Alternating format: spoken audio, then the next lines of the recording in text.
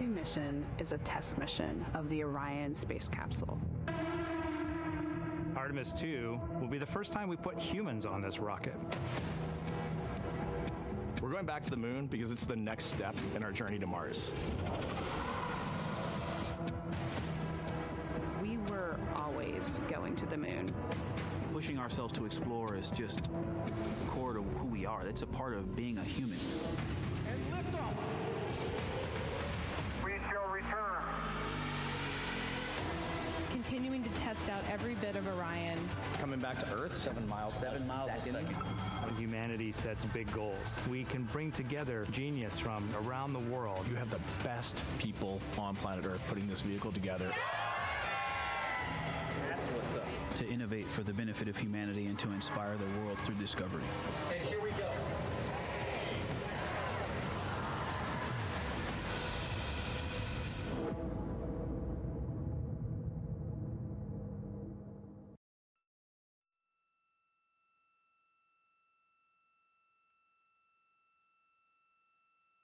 Main chute deploy.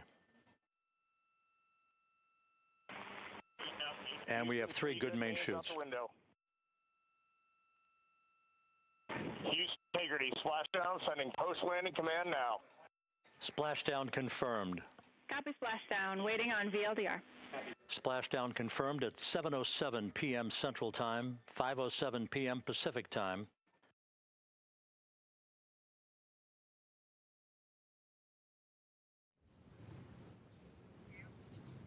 The Artemis II astronauts are back on Earth, landing in the Pacific Ocean at 7:07 p.m. Central Time this evening, after NASA's record-setting mission that took them around the moon and brought them home. Good evening and welcome to NASA's Johnson Space Center in Houston. I'm Rachel Kraft with NASA Communications, and several leaders to talk about the successful mission.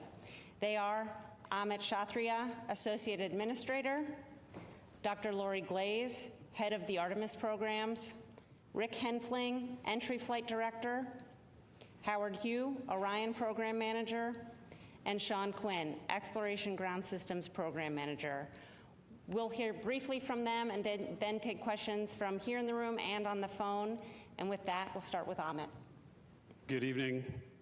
Yesterday when we were in this room, we told you that the crew would put their lives behind our confidence, and they did. Yesterday in this room, we told you that today belongs to the engineers and technicians who touched this machine, and it does, and their work was good. Welders at Michoud shaped the heat shield and joined the rocket. Technicians at Kennedy packed parachutes, stacked the vehicle, stacked Orion, stacked SLS. Engineers in Bremen, Torino, and across the Alliance built a service module. Workers at Utah cast the boosters. Teams at Stennis fired the engines. Flight controllers in this building in Houston sat console for 10 days straight. It sat silent in the night for 6 minutes while plasma took the signal. Navy divers pulled the crew out of the Pacific in an incredible way. The vehicle spoke for all of them. And at 25,000 feet per second, it said the work was good. As we say in our business, physics votes last. The families of the crew said this week there had been happiness and joy, but also anxiety, wanting to get their loved ones home safely. I was with them tonight. 4 families sat through those 6 minutes, and their courage is the same as the crew that just came home. Yesterday, Flight Director Jeff Radigan said we had less than a degree of an angle to hit after 250,000 miles to the moon. And their team hit it. That is not luck.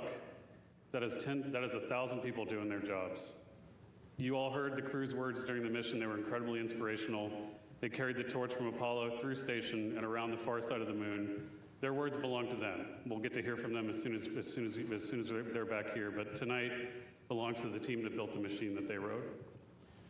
We talk a lot about what gets in our way. The impediment to action is where we find the way to get to action. What stands in the way becomes the way. This program faced every obstacle an institution could face. The team met each one with work, and tonight is the proof.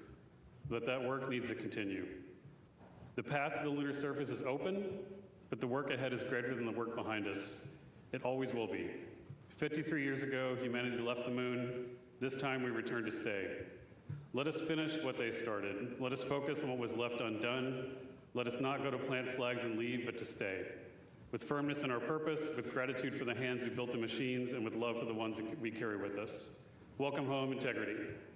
I'll hand it over to Dr. Glaze. Thank you so much, Amit. So y'all, we did it. We sent 4 amazing people to the moon and safely returned them to Earth for the first time in more than 50 years. To the generation that now knows what we're capable of, welcome to our moonshot. I want to thank our entire team across this nation and around the world who gave every ounce of ingenuity and effort to make it. I am so proud of each and every one of you, what you have achieved over the last 10 days. NASA has shown that ambitious goals are worth pursuing and can inspire the world. We are so thrilled to have Reed, Victor, Christina, and Jeremy back here on Earth and safely aboard the USS John P. Murtha. Our team is fired up, and this mission, as we've been talking about, is just the beginning. To all of our new followers out there, please stay tuned. This is the first mission, our first mission to the moon, of many more to come. And we can't wait. Our teams are so ready to get to work on the next missions and explore the lunar surface and bring the world along with us. I'll pass it over to Rick. Thank you, Lori. Thank you all for your continued interest in this mission. What a truly spectacular day it was for NASA and all of our international partners. This crew has said time and again that they were going for all of humanity, and today we fulfilled that objective by completing their journey and returning them safely to Earth. I've got a few stats for those who are interested, courtesy of the Flight Dynamics Officer in Mission Control. Integrity and her crew of 4 astronauts flew 700,237 miles. We reached a peak velocity of 24,664 miles per hour. We hit our flight path angle target within 0.4%. We flew an entry range of 1,957 miles, and we landed within less than a mile of our target. What a tremendous day. Over to Howard.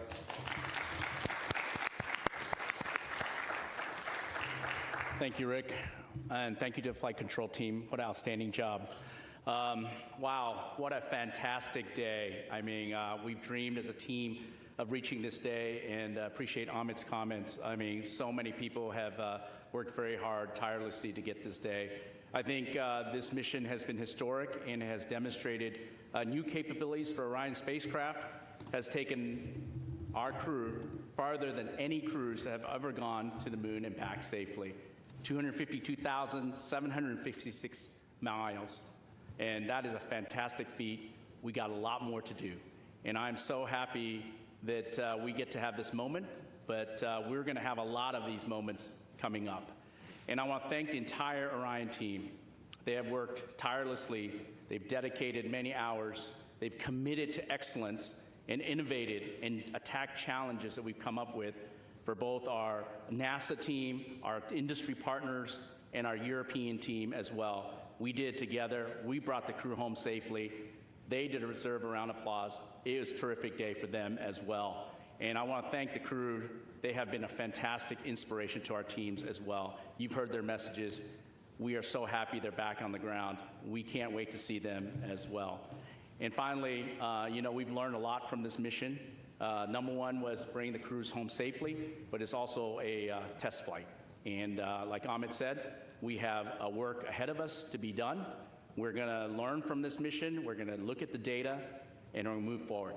This is the start of a new era of human space exploration. Thank you. Well, thank you, Howard. What an incredible end to an incredible mission. I got to tell you, I think I'm trying to pick out the best thing that happened today, and I'll just say that we were sitting in the back room getting ready for this press conference, and Howard gets a call from Reed Weissman, the commander of Integrity, and it was so great to hear his voice and tell us that all the crew is okay, and we can say that we did our mission. We accomplished what we set out to do. I'm very proud of the efforts of the Exploration Ground Systems team that supported both the launch and recovery operations alongside our Navy partners. All the hard work and dedication over the last couple years paid off today, and the team did a great job. Our recovery teams are currently in the process of bringing Orion back on the well deck of the ship, and hopefully within about 4 or 5 hours it'll be hard down in the back end of the USS Martha. It's good to be NASA. It's good to be an American today. Thank you.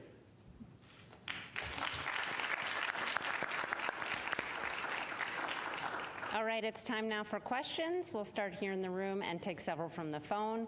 For those on the phone, you can press *1 to get into the question queue, and please limit to one question if you can. We'll start here with Joey. Thanks so much. Joey Rillett with Reuters, and congrats on a really nice mission.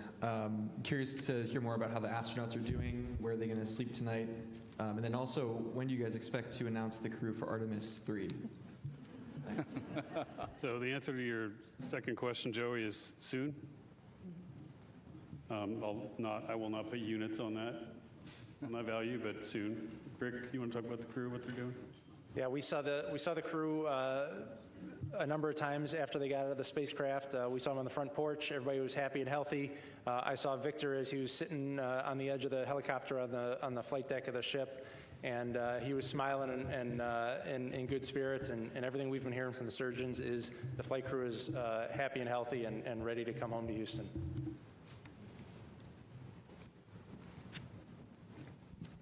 Hi, Lauren Grush with Bloomberg. Congratulations again. You know, obviously it's been such a great mission to watch from start to finish, but I guess I'm wondering if you had to categorize, you know, this was a test flight. What would you say is the issue that you feel maybe the most grateful arose during this mission so that you could apply that lesson learned to the next? Maybe like me, Howard, why don't you take that one? Yeah, I think you know, we're taking a lot of lessons learned. Certainly, learning about how the crew operates a spaceship has been a really great learning experience, and flying and ability for them to test drive for our spacecraft has been good. I think, as we mentioned previously, our pressure control assembly, where we discovered a leakage through the system. I think we learned a lot about that. That is a new finding. Certainly, we're going to go investigate that. We're going to look at that and move forward to make sure that we make some changes if necessary, but we'll get all the data and we'll go forward from there. Marcia. Associated Press, Marcia Dunn. The administrator described the crew as great communicators, almost poets. How is, you know, this is going to be a tough act to follow for the upcoming crews soon to be picked. Talk about this crew in particular and what they brought to this that went beyond the scientific and the research and the engineering, please. I'll just say that this particular crew, you know, they've gotten to know each other so well, so each of them individually are just absolutely amazing individuals, but they, as a group, you could watch them, and what they brought as you watch them in Orion over the last 10 days, operating just seamlessly between the four of them, just the teamwork, the camaraderie, I think they really brought an amazing sense of what we're trying to achieve with this mission. It's the mission for all humanity, a mission for all, and they really did represent that and tried to communicate that. I do know that our entire astronaut corps is spectacular, and so I have no doubt that the next teams will also rise to that level. Jackie. Hi all, Jackie Waddle, CNN. Congratulations. Question for Rick. I'm really anxious to hear what that blackout during reentry was like for you. And also just wanted to ask, you know, that splashdown target being less than a mile off is incredible. Can you walk us through if anything, you know, was outside of ordinary? I know we heard on comms there were some sensor issues just before entry interface. Just curious to hear more about that. Thanks. Sure. So, you know, blackout, there's really no beating around the bush with that. You know, it's a difficult time because the flight control team wants to see data. We want to look at the data. We want to be able to provide input to the flight crew on how to fly their spaceship. And when we don't have data, we're trying to figure out what to do with ourselves. But we knew when blackout was going to start. It started when we expected. We knew when it was going to end. It ended when we expected. And so that gave us the trust that the spaceship was flying itself correctly. As far as some of the cautions and things that came up on the way down, The prop cautions, they were, we think that, again, that was learning of the spacecraft. Some of the limits are set a little bit tighter than we probably should have had them set, and we dispositioned those and moved on. As far as the comms post-landing, we don't quite know what was going on there, but we worked around it. We had comms with the recovery team, and we safely handed over the mission authority at the right time. Okay, Josh. Hi, Josh Denner, space.com. Really excited to hear that the crew is doing well. I'm interested, we saw Victor sitting on the edge of that helicopter once they landed on the ship, and it was great to see them all, walk across the deck. They were set to do an emergency egress test with a ladder, a backpack, I'm wondering if they've performed that yet, how soon they will be performing it, and if they have, how it went.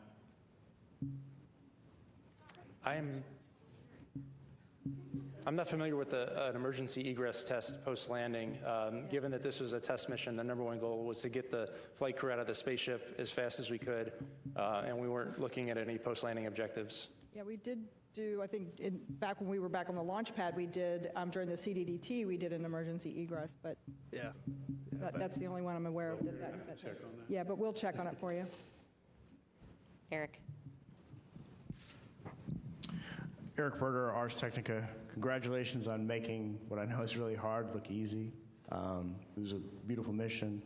Amit, you said the work ahead is greater than the work behind us. Can you talk about, as sort of NASA rises to these far greater challenges in Artemis III, Artemis IV, and building the moon base, how important it is for you and the agency to be flying humans in deep space again and sort of to be at an operational cadence? This has to be pretty uplifting to the workforce to put the 50 years of not being back to the moon behind us.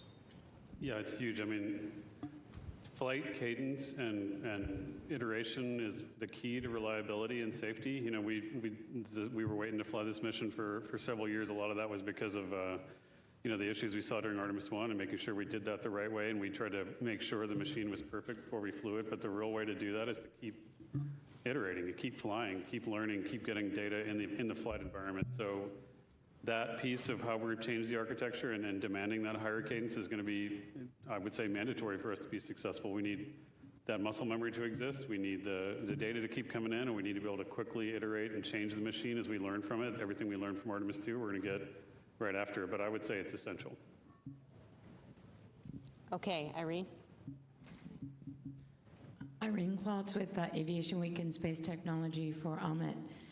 What do you think will be your biggest challenge to ensure that this mantle and responsibility of inheriting what Apollo did does not end like Apollo? I think we've talked about this a little bit before.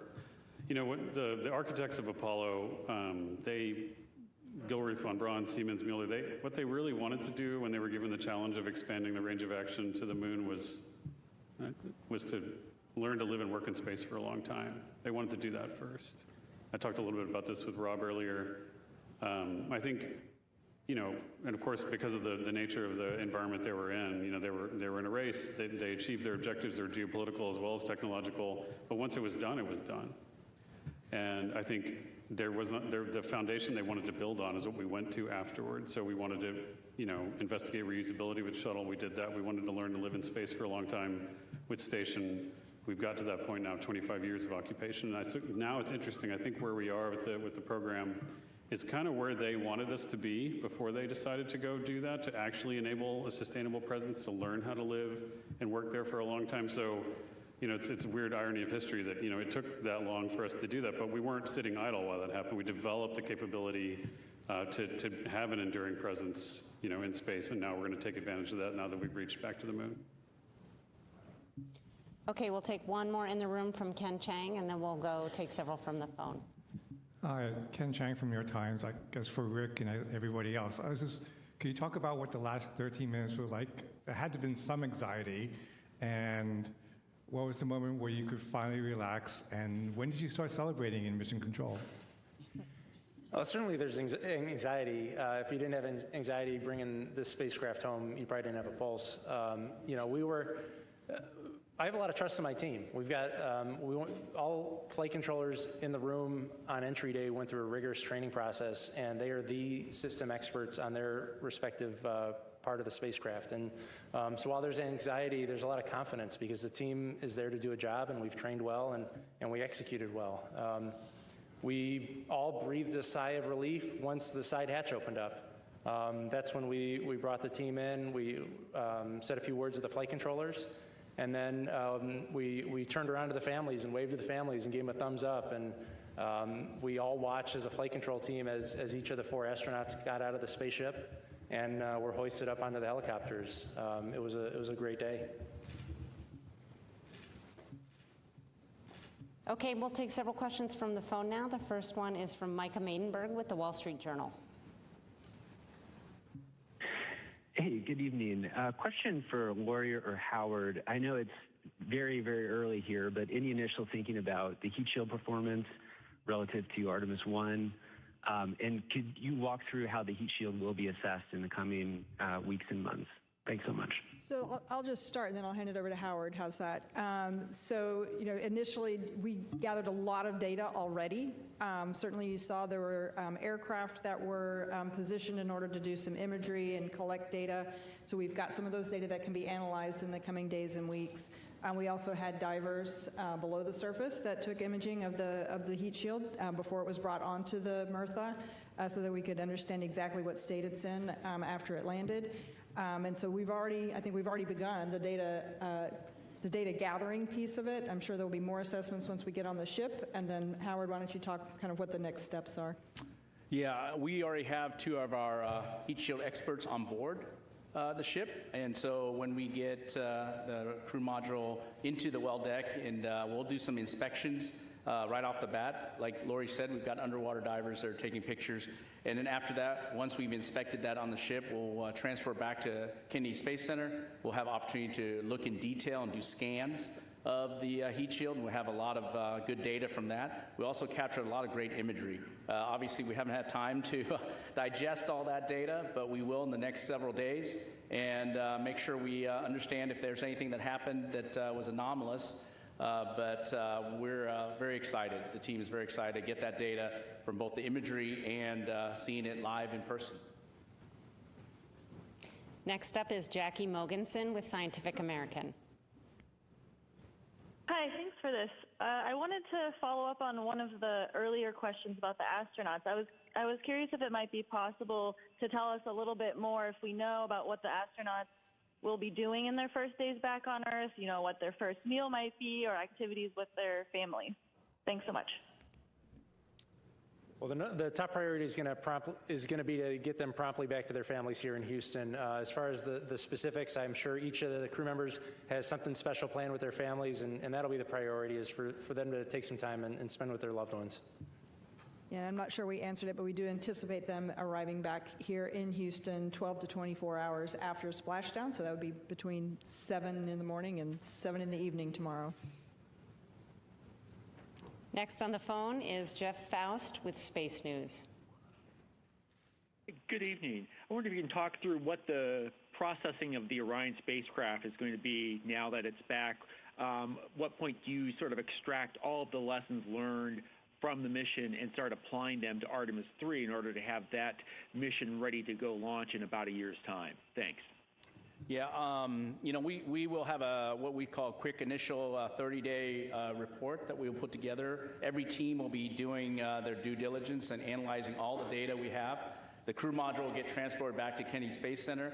Sean's team, Exploration Ground Systems, is going to decontaminate the vehicle in terms of the propulsion system has hydrazine, and so we'll be working through that. In the meantime, we'll be pulling hardware off the boat in parallel with other activities, and when we get back to Kennedy Space Center, we've got about 286 components we're going to reuse in future missions already, and then we're going to look at other components and determine if we can reuse those as well. A lot of work, not only on the hardware flow, but also all the analysis of the data that we're going to need going forward to learn from this mission and carry forward for Artemis III and beyond.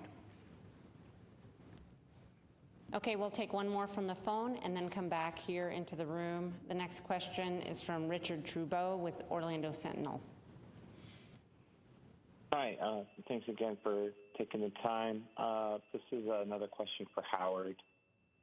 For Artemis II, is the docking system that you have to do with Blue Origin and/or SpaceX, is that at what point would that system be sort of in place on the new capsule? And I guess for Amit, how are your two contractors progressing toward having something that can actually go up there on your timeline? Thanks. Okay, I'll start with our docking system. Our docking system is ready to go. It's already been qualified. We've already got the flight unit at Kennedy Space Center. Later this summer, we'll integrate it on top of the crew module. And we've done a lot of testing already, so the final part is actually the mechanical mating of the docking hatch and the docking mechanism itself. And so we have a standard way of doing dockings in space that we expect Blue Origin and SpaceX to work with us on and accomplish that mission. Yeah, and as far as the other part, I think,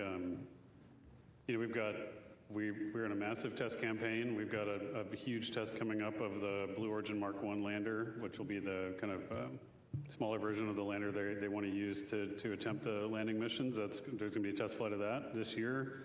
We also have the test of the Block 3 Starship and Super Heavy, which is coming up hopefully in a few weeks here. So, every day in this program, we're going to be testing big machines, and we're just going to keep getting side by side with them to help them make progress.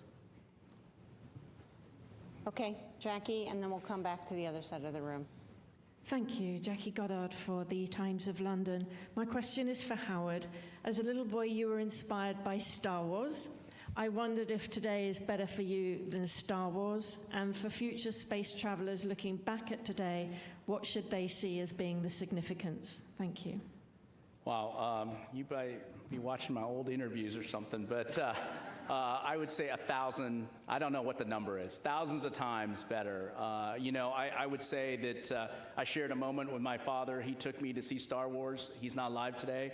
I wish he was, because that little kid who saw and was inspired by the stars, and now we're able to send our crew out to the stars, the farthest any humans have been. I mean, I can't even express just how I feel and the goosebumps I have. And I would say that for all the kids out there, I mean, just pursue the dreams. I can't say any better than the crews. I tell my kids also, pursue what you're passionate about. And my passion is a space program. My passion is NASA. And I was able to accomplish that today, and hopefully many more days going forward. But you have opportunity to do what you are passionate about. And hopefully those kids who are in love with human spaceflight, in love with going to the stars, will be inspired by us, especially by our crews. And come join NASA. Come work for us. We got a lot of missions ahead. Okay, go ahead. Thank you. Ariel Multzatsos from Televisa Univision. The only mission until today that for which the communications blackout lasted 6 minutes was Apollo 13, if I am not mistaken. Today's lasted 6 minutes, around 6 minutes. Does that say anything about the design of the ship, or what is the reason behind that? And also, very quickly, can we see a Hispanic in one of the next missions of Artemis? Thank you very much.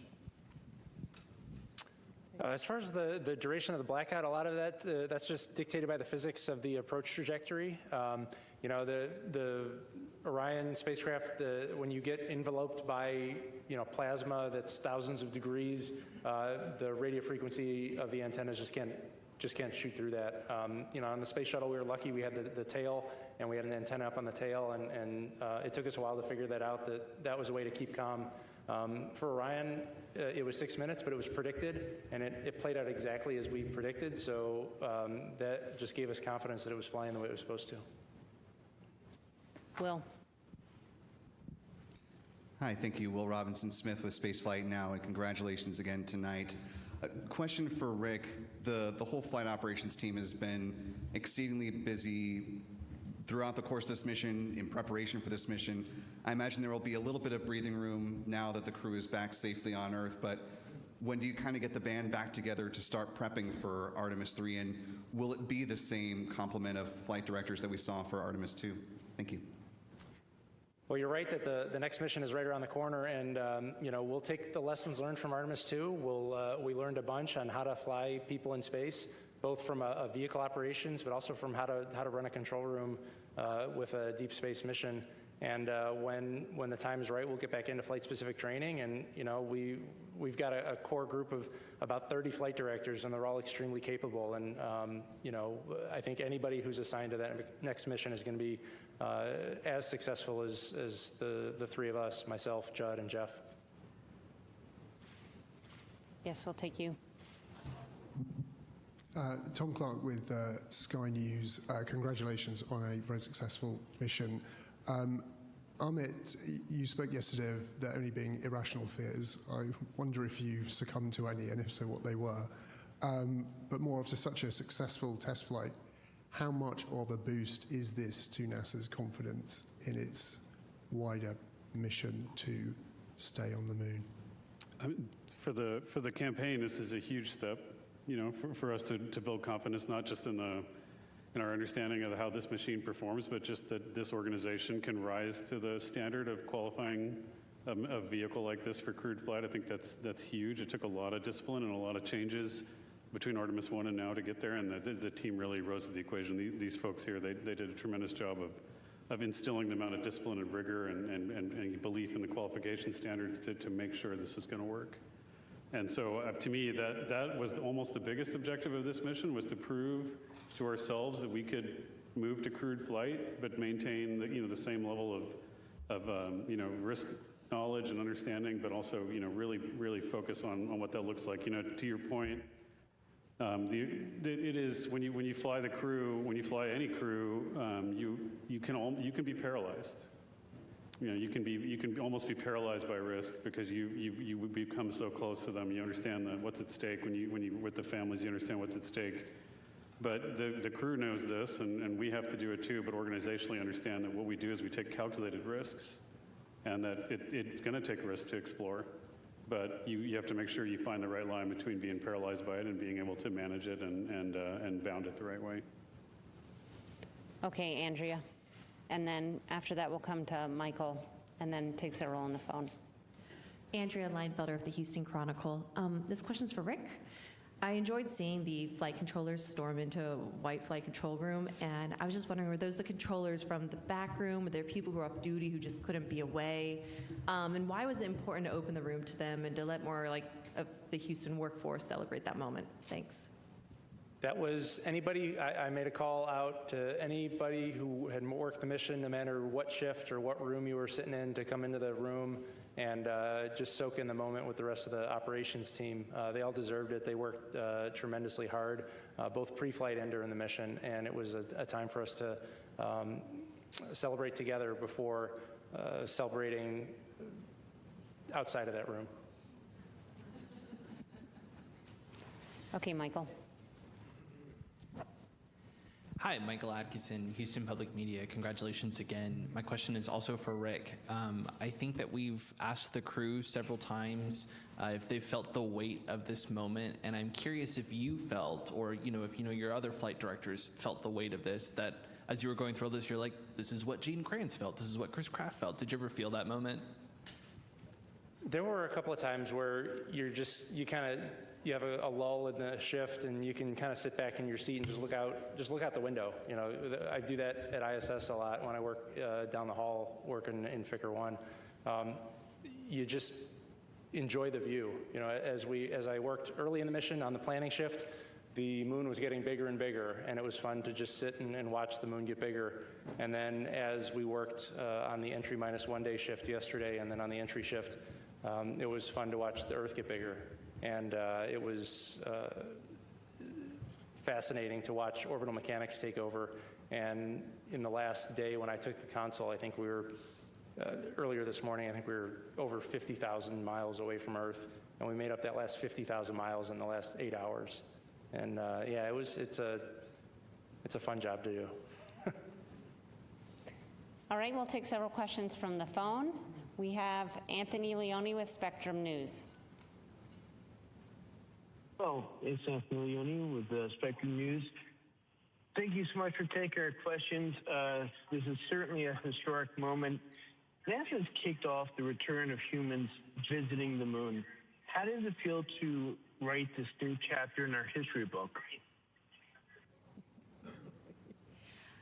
I have to tell you, my background is in planetary science, and I was an active planetary scientist for a couple of decades, and I had this incredible honor to come over and work with the human spaceflight side of NASA and the team that have put this together.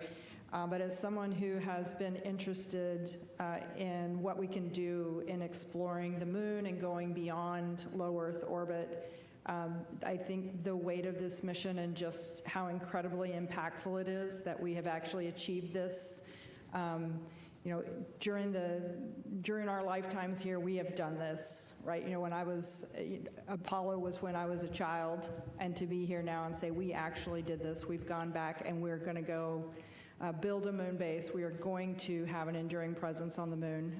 Just incredibly powerful. The next question is from Manuel Masanti with Exploración Espacial.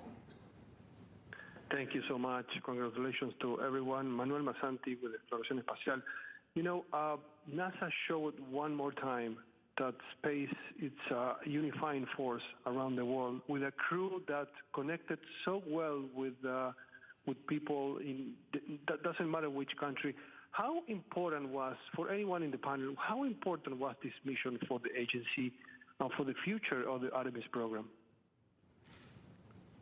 It's the most important human spaceflight mission I think we've done in many decades in terms of what it meant historically, but also what it means for the future of the agency. We talked before about, for many folks, this is the end of a long journey working on these machines, and for a lot of our workforce, it's just the beginning. But it is definitely an inflection point for all of us. So it's hard to understate, just how incredibly valuable it is to the entire team. Let's go here to Zach. Yes, thank you. Congratulations. Zachary Albert with the Launchpad from Canada. Ahmed, if you could send a message to NASA in 50 years. We've taken a lot looking back at the last 50. What would you say to the administration and the NASA then when hopefully we've become a multiplanetary species? And for each of you, is there a word or a quick phrase on how you hope the history books classify this mission that started us going back? It's a couple weeks ago, I was with the administrator. We were doing a different event, and we were talking about how we were really going to make choices and change our focus towards the moon, towards building a moon base, towards doing incredible things again. And right before he and I walked up on stage, he turned to me and he said, at some point, people are going to look back at what we were doing, and we're going to be like those guys that were hogging out logs to cross lakes just to see if we could do it. And then, in the future, people are going to look back at us and go, wasn't that quaint, and isn't that interesting how they did that? But I mean, that's kind of where I think this is going to land in the grand scheme of things. We of course, Apollo achieved amazing things. We've done amazing things since then, but this, I think, is going to be an important step, and hopefully history is kind to us as a result. Okay, Stephen, did you have one? TJ?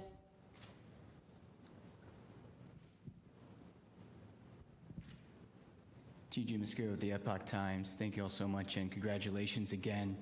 My question is about the two backups. They've trained for this mission themselves all the way. I'm not trying to ask if they're going to be trying to get you to tell me if they are Artemis 3 or not, but can you tell me a little bit more about their fate? Because during Apollo, it seemed that the backup crew of one mission was slated to be the prime crew of a later mission. So both Jenny and Andre were part of this crew in every way. They trained with them. They were in the White Room when they were closing it out. They were with them. The families were together. Jenny was with us in the viewing room today. So they're part of this crew, and I'll leave it at that. Yes, go ahead. Thank you, Dr. Allison McGraw from Mysterious Meteorites. Given the crew's successful demonstration of the 4K video stream with the laser comms, Will there be another test of this, and what does this mean for TRL readiness level for, say, a planetary spacecraft mission? Thank you. You got it.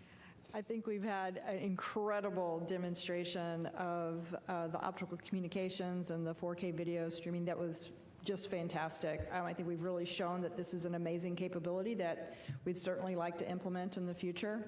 So we'll have to see how that works and see how we can make that happen. Just to point out, though, we have actually closed an optical link from much further away. Yes, we have, from Mars. Vehicle, so, yep. So we're working on that. Mars distance. Mm-hmm. Okay, we'll come around here. Just need to wait for the mic to make its way over. Hi,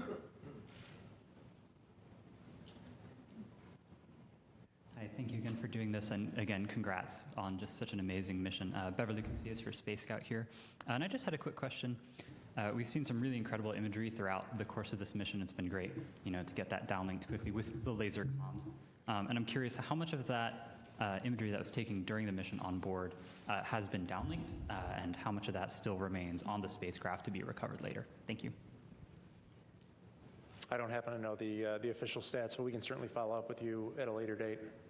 I do know that Reed had made the comment that even though they sent back quite a bit, that the stuff they have with them is pretty amazing. So once we get it off the physical media on the vehicle, hopefully we'll be able to get it to you guys soon. Yeah, we'll get all those SD cards. We'll get them all downloaded. And of course, all of the imaging that was required on Monday, that was the science imaging, all of that will be made available through the planetary data system and archived. Okay, we'll take a few more from the phone. Next is Alejandro Turnbull with Space Scout. Hi, congratulations everyone on a fantastic mission. Question for Rick. As the spacecraft was descending under parachute, we saw on the infrared camera some plumes emanating from the vehicle that looked like either venting or thruster firing. Just wondering if you could speak a little to what the spacecraft was doing then, what exactly caused those plumes. Thank you. Yeah, not knowing the video that you're referring to, I would imagine that's probably the spacecraft reorienting itself. When we're on our main parachutes, we do a reorientation to ensure that the most robust structural portion of the spacecraft contacts the water first. And so I suspect the plumes you were seeing were the crew module reaction control system thrusters firing. The next question is from David Denault with About Space Today News. First, I'd like to say just not congratulations, but I think this is just one of the most spectacular missions NASA has ever accomplished. And a lot of people have compared this to Apollo 8. And I can tell you there is no comparison to what has been done with the Orion spacecraft and the technology from our European Space Agency partners. I was there from the beginning of Apollo 8. I'm probably the oldest broadcast journalist today. But my question to each of you, what was your wow moment? Let's start with Mr. Quinn. You're kind of lonely over there. I didn't hear the question. Yep. Just pick an awesome thing. An awesome moment. Oh. Well, being a guy from the Kennedy Space Center, the launch was a pretty special day. To see all those umbilicals clear the vehicle and the vehicle clear the tower and have that rocket rise off the pad was absolutely amazing. Yeah, man. Yeah. All right. I know Victor always says touchdown, getting onto the water. For me, the greatest moment was the parachutes, the main chutes deploying. I think seeing that, I was chanting "Go, go, go" by myself. Somebody shot a video of that. I think I was going crazy, but I just kept saying that as the drogues came out, but when the mains came out and they started slowly inflating, I mean, that was just a tremendous moment. Like I said, objective number one is get the crew home. And I know there's all kinds of things that can happen after that, but having those mains and getting the vehicle to 16 miles per hour from 24,600 miles per hour is pretty amazing. And getting those chutes down was a great moment. I'm going to vote for the naming of the two craters as my top moment. I know it's all still fresh. So for me, I'm probably going to say two things. When the crew, when Reed reported back, 4 crew green after splashdown, that's what we hope for, right? So that was pretty awesome. And then when they started, we saw Christina come out of the capsule. Then I was like, okay, we're here. Okay, we'll take, oh, sorry, I'm at. No, it's okay. Mine's easy. It'll be tomorrow when I see my friends again. All right, one more from the phone and then back into the room. So the phone question will come from Russell Pounds from Pacific Rim Media. Hi, this is Russell calling from Alaska today. Congratulations to all. And I'll tell you, there were tears of joy in the room here where we were watching. My question is about logistics. I'm thinking about all of the moving parts it takes to bring food, power, telecom, and so forth on a complicated mission. What were some of the logistics lessons learned that might be useful to organizations back here on Earth? Interesting. Yeah, I think a good start. I mean, it's incredibly challenging to get to, to plan for a mission like this. Even though Orion's a pretty big spacecraft, making sure we have everything we need. And we think we count through contingencies. We lose systems sometimes. We worry about that. We want to make sure we have everything ready to go.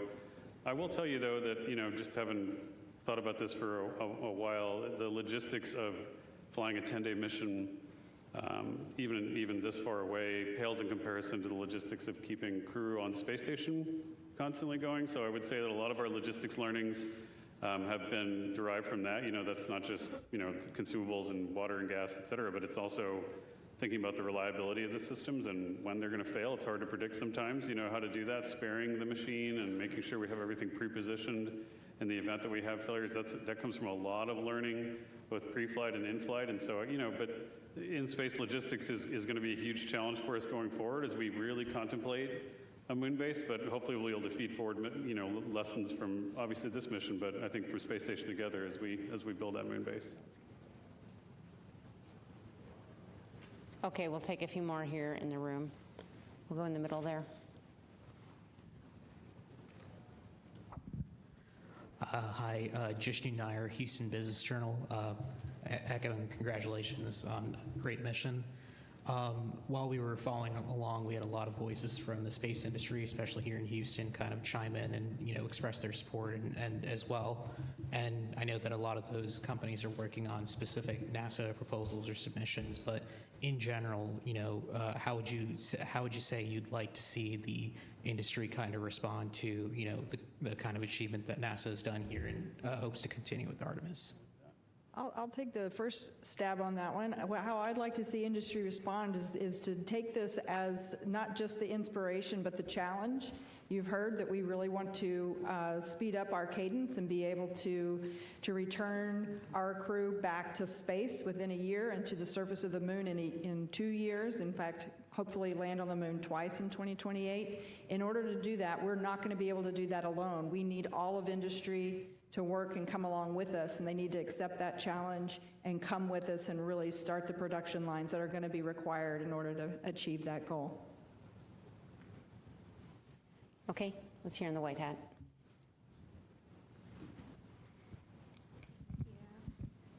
Hi, JJ Love with Tech Talk Media. I just have some words of recognition for you all and the entire Artemis team. What you have done this week is remind the people of Earth that wonder is worth chasing, that curiosity is not a luxury, it is the most human thing we have. You didn't just test a spacecraft, you tested mankind's potential and carried all of us with you in the process. Every kid who looked up at the moon this week did it differently because of you. People who needed something to believe in found it in that splashdown tonight. So thank you, not just for the data, and not just for the mission, but for proving that the pursuit of what's possible is still alive and well. We are so grateful.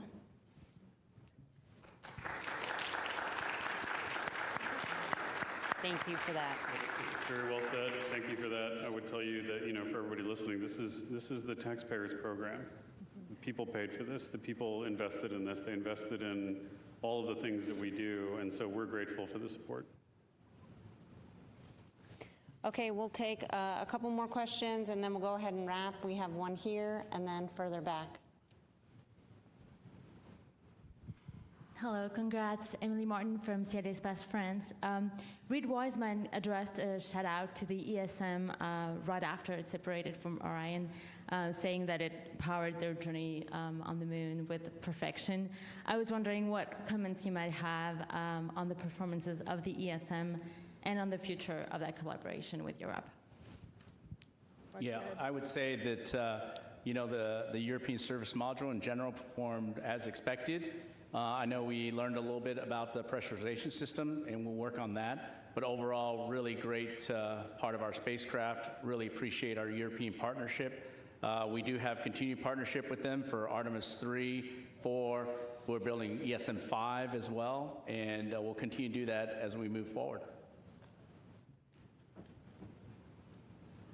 All right, we'll take one final question. Hi there, Chelsea Torres with Fox again. Congratulations on a historic mission. Again, test flight, and one thing that we are as humans are explorers. And so I'm curious if you're able to kind of talk about this. During the lunar flyby, we saw the excitement not just from the crew, but also from everyone in mission control. Was there anything that kind of stood out to you, whether it was the Terminator, the certain pictures and data, anything at all that you can speak to that maybe you didn't know before about the lunar surface, our planet, space itself, that you'd like to speak about? Thank you. I'm just going to call out the one thing that I thought was truly unique about this mission. I mean, certainly there's a ton of new things that we've done with having our crew observe far side of the moon and being able to observe these features after their incredible training. But I'll tell you, the one thing that really stands out to me is being able to watch our crew observe an eclipse. By having the moon passing between their spacecraft and the sun. That was a totally unique experience and something that I was so proud that we could all participate and travel along with them and experience that moment. All right, that's all the time we have today. Thank you very much to our participants today and to all of you for following along. You can find the latest information about our missions on nasa.gov, and hopefully soon information about the expected arrival time of the crew back in Houston tomorrow. Thank you.